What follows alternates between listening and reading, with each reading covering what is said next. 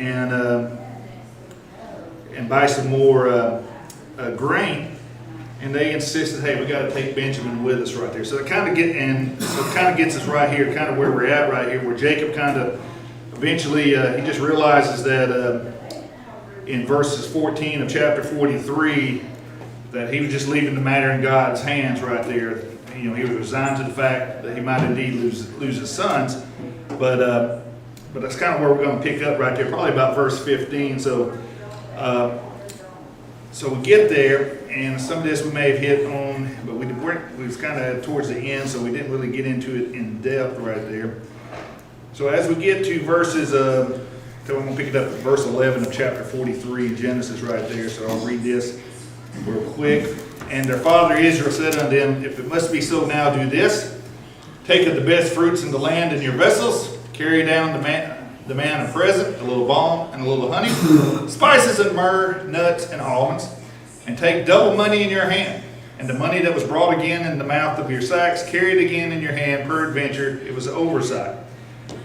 Take also your brother, and arise, go again unto the man, and go Almighty, and God Almighty give you mercy before the man, that he may send away your other brother and Benjamin. If I be bereaved of my children, I am bereaved. And that's kind of where what we was talking about there, where he's kind of putting it in God's hands. Now remember, when they came back, that Joseph had put the money, had gave them the money back, didn't put them in their sack. When they got there, they was worried what they thought that they'd stole the grain and things like that. So Jacob told them, hey, not only take that money back, but bring, take some even more additional to that right there. So as we get there, and we get now down to verse 18. Let's see. And when we'll start at 16 right there. It says, and when Joseph saw Benjamin with them, he said to the ruler of the house, bring these men home and slay and make ready, for these men shall dine with me at noon. And the man did as Joseph bade, and the man brought the men into Joseph's house.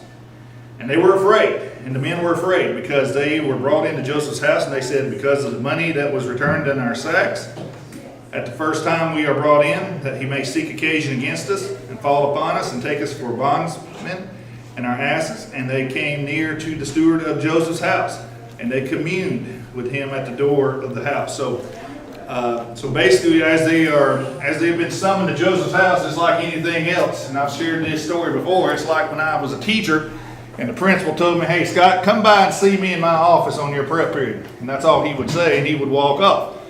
Now, my prep period was usually about 5 hours later, so I got to spend the rest of the day going through inventory of what I may or may not have done wrong in the last 24 to 48 hours, or since the last time he called me in there to get on to.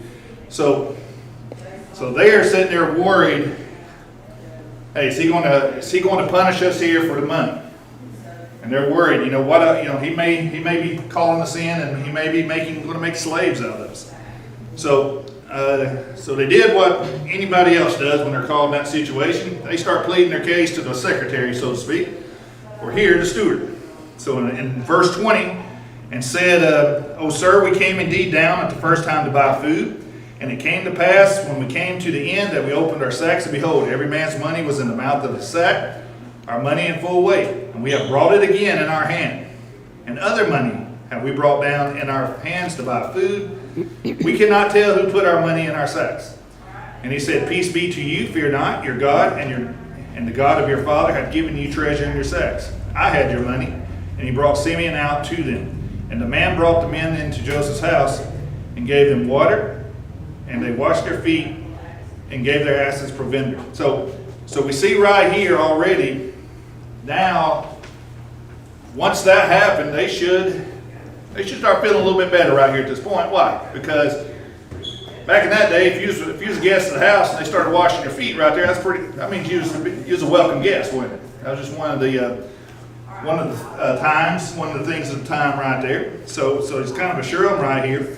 And it says, and they made ready the present against Joseph came anew, for they heard that they should eat bread there. And when Joseph came home, they brought him the present which was in their hand into the house, and bowed themselves to him to the earth. And he asked them of their welfare, and said, is your father well? The old man whom we spake, is he yet alive? And they answered, Thy servant our father is in good health, he is yet alive. And they bowed down their heads and made obeisance. And he lifted up his eyes and saw his brother Benjamin and his mother's son, said, This is your younger brother whom spake to me. And he said, God be gracious unto thee, my son. And if you remember, as we got to this point, this is where Joseph, he just gets full of emotion. He has to leave the room for a second, kind of gather himself, and he begins to weep, begins to cry, and again, kind of had to recompose himself. And this is kind of where we got to. So now, won't read the rest of it right there, but basically, when they were house, and then one for Joseph himself right there. So, but the table settings for Joseph's brothers was set, and it's going to be something we want to come back to as we circle around to here a little bit later right here. So, as we come back, is going to work right here for Joseph's test at the moment, because he's not sitting at the table with him, is he? So, the reaction he was testing his brother is going to be. So, food as much as they can carry, and he told them to not only that, put the money that they brought again back into their mouth. I guess to kind of put it right there, it's going to make it appear they'd taken something from his house. That'd be pretty bad, wouldn't it, if that was the case? So he did to save their own skins, and thereby deeply wound their father again. And probably the worst thing that could have happened, they saw that Benjamin had it. I could almost see the reaction right here. Because what was it we're going to see right here? This is the text. And they said unto him, Wherefore saith my Lord these words? God forbid that thy servants should do according to this thing. Behold, the money which we found in our sacks and mouths we brought again unto thee out of the land of Canaan. How then should we steal out thy Lord's house silver or gold? With whomsoever of thy servants it be found, both let him die, and we will also be my Lord's bondman. So at that point, in verse 10, he said, Now also let it be according unto your words, with he with whom it is found shall be my servant, and ye shall be blameless. So basically what is said right here is whoever is found with it, you got to go back and be the servant. The rest of you can go. So when it's Benjamin right here, that's the test, right? Because probably, the test is this. Benjamin's going back to slavery, and then Joseph's other brothers right here, they have a chance to go back home, don't they? So probably when Joseph was sold into slavery, it wouldn't have been no brainer what would have happened right there. Oh man, hey, you shouldn't have done that. See you, right? That was probably what would have been. But now we see the change right here in the brothers.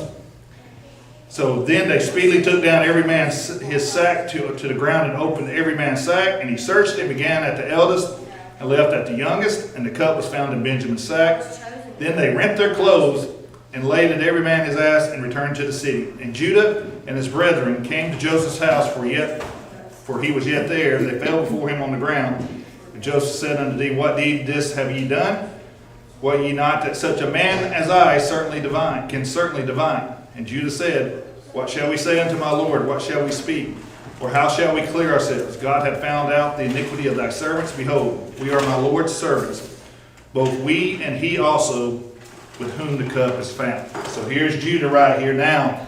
Because if you remember, it was Judah that suggested what for Joseph. He was the one that said, hey, let's not let him stay here. Let's make a little money off of him. Let's sell him into slavery right here. And now Judah is offering himself right here along with Benjamin when he actually had the chance to, him and the rest of the brothers to go free right there. So they didn't, they had the opportunity to abandon it. So, but they did. And not only that, how many times did they had two opportunities to abandon them, didn't they? Who gave them the first opportunity? Stewart, right? And then now here's Joseph again offering the same thing. So we're seeing here the change. Now my question I got right here obviously offering themselves to go into servitude. What's another way we saw right here where they've changed their attitude? They cared more about somebody else than they did. Yeah, for that. But I know if it'd been me probably, and my buddy right there is the one getting me in trouble. Man, why'd you do that? Do we see any evidence of them chastising Benjamin or anything right there? No, they actually, it says they tore their clothes, and what's that always a sign of right there? You know, back in that day, if they started tearing their clothes, that was a sign of mourning almost, or being very upset. So they didn't even blame Benjamin. I thought that was something right there. So as we kind of get through that, and he continues on right here, we see that Judah also continues to make a plea right here. So in verse 18, he comes up to basically it says, "And then Judah came near unto him and said, O my Lord, thy servant, I pray thee, speak a word in my Lord's ear. Let not thy anger burn against thy servant, for thou art even as Pharaoh. My Lord asked his servants, Have ye a father or a brother? And we said unto my Lord, We have a father, an old man, and a child of his old age, a little one, and his brother is dead. And he alone is left of his mother, and his father loved him. And thou saidst unto thy servants, Bring him down to me, that I may set my eyes upon him. And we said unto my Lord, The lad cannot leave his father, for if he should leave his father would die. And so now, again, we see them, another sign of change here, thinking of other people besides themselves. Now they're thinking about their father.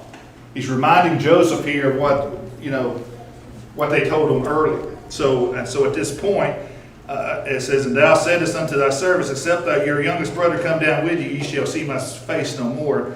And it came to pass, when we came up unto thy servant my father, we told him the words of my Lord. And our father said, Go again and buy us a little food. And we said, We cannot go down. If our youngest brother be with us, then we will go down. For we may not see the man's face, except our youngest brother be with us. So he reminded him of that right there. So at that point, as we go down right there, as it continues, but it says in verse 29, If ye take this also from me, and mischief befall him, ye shall bring down my gray hairs with sorrow to the grave. Now therefore, when I come to thy servant my father, and the lad be not with us, seeing that his life is bound up in the lad's life, it shall come to pass, when he seeth that the lad is not with us, that he will die. And thy servant shall bring down the gray hairs of the servant of our father, great sorrow to the grave. So as they go down right there and continue right there, he's just pleading right here. Hey, we're willing to stay, do it for, So we just see the total 180 right here, I guess, so to speak. So far so good. They are passing the test right here at that point. So for verse 34 it says, For how shall I go up to my father, and the lad be not with me, lest peradventure I see the evil that shall come on my father. And then we turn to chapter 45 right here, and again it's just one of those moments that I know for me, certain account, I almost feel the emotion of being there. One of those is in the garden with Jesus right there when that's happening. Here, when Joseph could not refrain himself before them that stood by him, and he cried, Cause every man to go out from me, and there stood no man with him, while Joseph made himself known unto his brethren. So in chapter 45, he reveals it right here. And you can feel the reconciliation and Joseph's love right here. And it says in verse 2, And he wept aloud, and the Egyptians in the house of the Pharaoh heard. So he's crying, he's just crying so loud, or weeping so loud right there, it can be heard throughout the house. And Joseph said unto his brethren, I am Joseph, doth my father yet live? And his brethren could not answer him, for they were troubled at his presence. So I guess it is understandable they would be a little shocked right there. Verse 4, And Joseph said unto his brethren, Come near me, do you, I pray you. And they came near, and he said, I am Joseph, your brother, whom you sold into Egypt. Now therefore, and here's the part that kind of, Now therefore be not grieved, nor angry with yourselves that you sold me hither. For God did send me before you to preserve life. For these 2 years hath the famine been in the land, and yet there are 5 years in which there shall neither be earing nor harvest.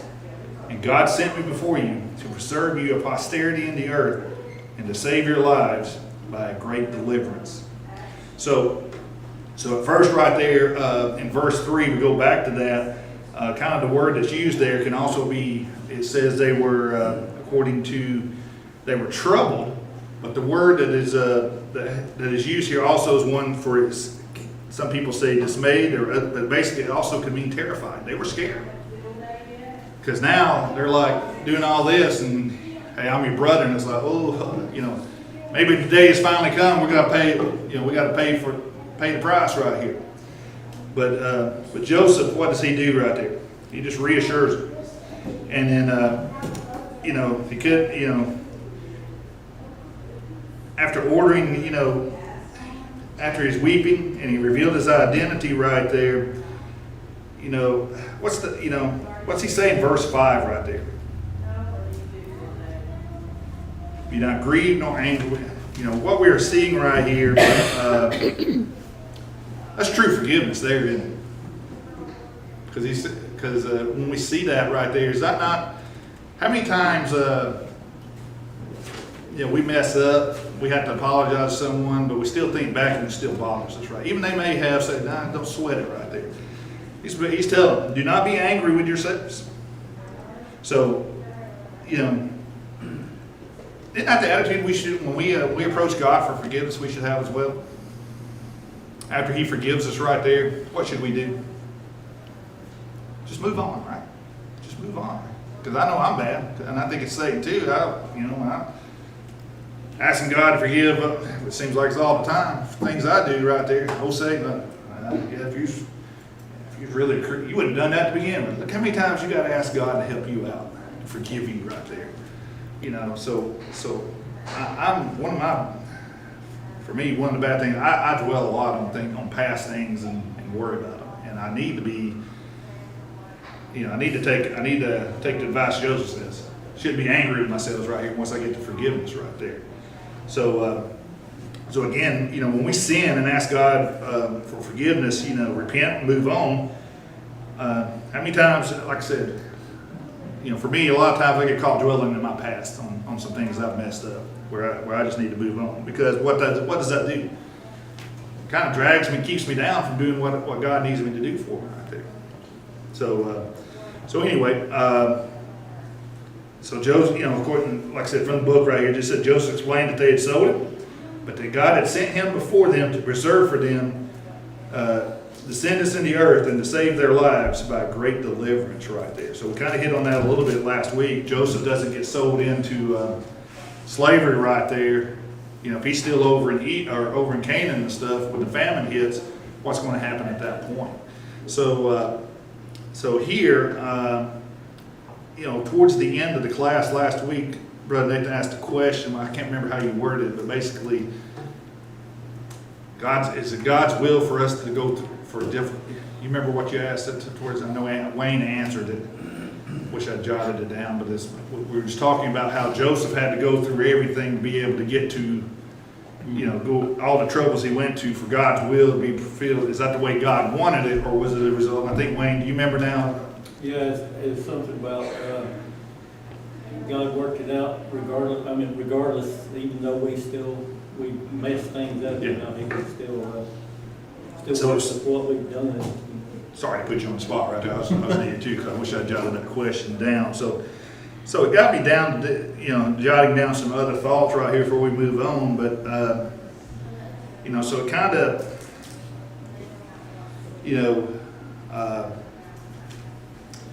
the question I wrote down, why was Joseph in Egypt? Was Joseph in Egypt because of the sins of his brother, or because it was God's plan?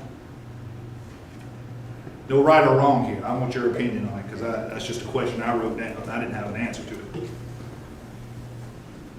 I think it was God's plan. He knew that's how he wanted it. It worked out in God's plan. Okay. Anybody else? Like I said, no wrong or right here. I'm just looking for opinions, because that's what I wrote down. Because I think this kind of led to the question we were talking about right there. I don't think it was God's perfect plan. God allows us to do things. He's got His perfect will and His permissive will. His perfect will is that we accept His direction and leadership in our life. When our personal will conflicts with His perfect will, then His permissive will allows things to happen that we see the painful results of. If they hadn't have sinned in the background, then He wouldn't have had to have created such an amount of suffering for so many different people, which is, I don't think, ever His will. No, I agree with that. That was what was troubling me, is like, why would, you know, and then I found a quote. Basically, it says, sometimes when man's free will meets God's, I think he said predestination, but basically when man's will meets, our free will meets, that's what it was when he says, when man's free will meets God's will. It's basically kind of, God's will met the free choice of the brothers to sell him into slavery right here. It's kind of, I think, how he was, I don't have the direct quote here, but it was it kind of actually, one of those things that kind of, I think it goes back to what you said, when we mess it up, but at the end, God's will is going to be done. And it's just a matter of how hard we want to, when we do our free will, sometimes we probably make it a lot harder. I don't know. So you say what did you say, perfect will, and what was the God's other? perfect will, when God's perfect will runs into man's personal will, then God's permissive will has to take over. And that permissive will allows us to do the things that we do, but He's still working us back into what His predetermined plan was. So could it be say, if I was to draw to what God's perfect will would be, the straight line from point A to point B, and when we get in there, Yeah. you've seen And it. it's not just us. I mean, you could take it from just you, when you become of age, I would say. And if you were saved and you followed God perfectly, maybe your line's going straight, but 6 generations ago, whatever, however far you want to go back, our parents or grandparents, whatever, didn't do right, and you're still overcoming that until you get to your point, so. Yeah. You can take it back as far as you want to go, We see that right here, what we've been studying, of the generations leading back from Joseph all the way back to Abraham, some of the choices that they made right there. So, but yeah, I wrote that, that was pretty good right there. That kind of helped me out. So, and the other question I wrote down, it kind of circles back, I said, the segregated society right here. A lot of commentators talking about that. Why Egypt? There's a lot of places that, why Egypt? And there's some of the commentators talking about, because it was such a segregated, it kind of, they said if they would have stayed, Canaan had a lot of different people there. Said they could have got assimilated with all the pagan gods, not, they wouldn't become, there's a term there, I can't think of my name, it's slipping me now. Not perfect people, Peculiar. What? Peculiar. That's it, peculiar. In other words, the people that stand out from everybody else. So it's kind of some of those, it was talked about some of those. So, but anyway, let's get, we're back now. So now Joseph's revealed himself. We're in 45. So let's go down to verse 9. And it says, haste and go up to my father and say unto him, thus say thy son Joseph, God hath made me Lord of all Egypt. Come down unto me and tarry not. So basically, once here at this point, they're saying, hey, go get that. Because the question somebody asked last week, I did write this question down, was what's the distance between Canaan and Egypt? And anytime I write, questions and you Google search those, you get a variety of answers. In general, about 400 something miles. It was guessed, it was about a 24 days journey is what some of the things. So give or take that based on the source. So, but when I saw Canaan, if you know, I don't know how familiar, like I said, one of the few books I had as a child was a geography book from Carbon Hill High School from the 50s. So I've always liked maps. And, you know, up there where Canaan, Israel, that area, etc., go all the way down into Egypt, it is a pretty good distance. So, you know, starting point stuff, you know, I always, my favorite Bibles are those that have the little maps of all the journeys and stuff, because it's just, because, you know, we don't realize how hard it is, you know, to ride donkeys and things like that, or camels 300-400 miles. You know, I don't even like to drive in the car 300-400 miles, but I can imagine back to that. All right, so right there, so they told him, hey, hurry up, let's go and go get that. And so basically, the brothers return, and so at that point, Joseph embraced Benjamin, and both of them wept. Says, you know, kissed all his brothers and wept. Their fellowship had been restored, and then, like I said, they're told to head back and get Jacob. So it says, when Jacob received, and again, I'm just reading straight from the book here. When Jacob received the sons at the door of his tent, you know, he must have looked, you know, what do you think the first thing he was doing right there? He was counting them. I bet he was doing a head count right there. And once he got all these, if you're ever taught, you know, when you get back on a field trip, what's the first thing you do? Boy, you got to make sure you have every one of them. And especially, he looked for, and Benjamin and Simeon both were there with the rest of them. So, and not only that, if it was good news for Jacob, they had even better news for him. It says, then they told him that Joseph was alive. He was a ruler over all the land of Egypt. Jacob's heart fainted. It was too good to be true, and he did not believe that until it was true. Because at the time also, if you remember, when they sent him back, not only that, at this time, again, we're skipping around here because they want me to cover 4 to 6 chapters right here in one lesson. We're only 2, but if you remember, if you read through the text there, or the passage in the Bible, the Pharaoh also approved of this and sent wagons and things like that to help him get his family to bring them back right there. So at that point, you know, Joseph had sent the wagons, and then he decided to immediately leave. On the way back, and we get into this, is like I said, that's one chapter, chapter 46. On the way back to Egypt, Jacob stopped in Beersheba to offer sacrifices to God and worship Him. And in a night vision there, it says the Lord assured Jacob that he was on the right path, and it was God's will for him to go to Egypt, where his descendants would become a great nation, although Jacob would die in Egypt right there. So, as we said there, from that point, Jacob returns. Chapter 47, when Jacob gets there, the Pharaoh, and again, just something I hadn't really got in, you know, I just always knew they wound up in slavery, but chapter 47, Pharaoh blesses them, and what does he do? He offers them some of the best land, doesn't he?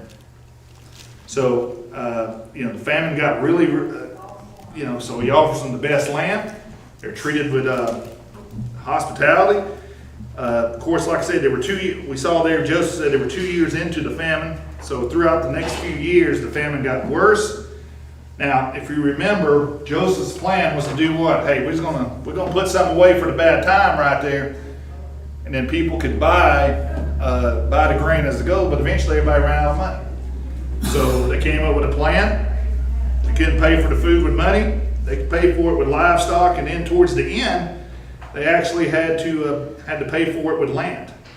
And so it says here later on that it was asked that basically over the course there would be 1/5 of whatever the land was produced was to be given back right there. And I jokingly word that might have been the first income tax that we know of right there.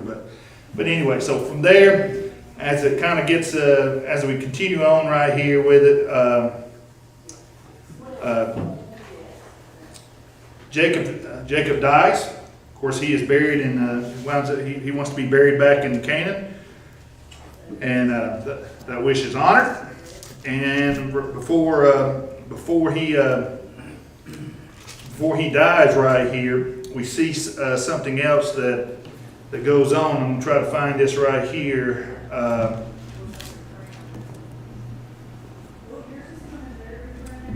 See something else, and we're going to see chapter 48.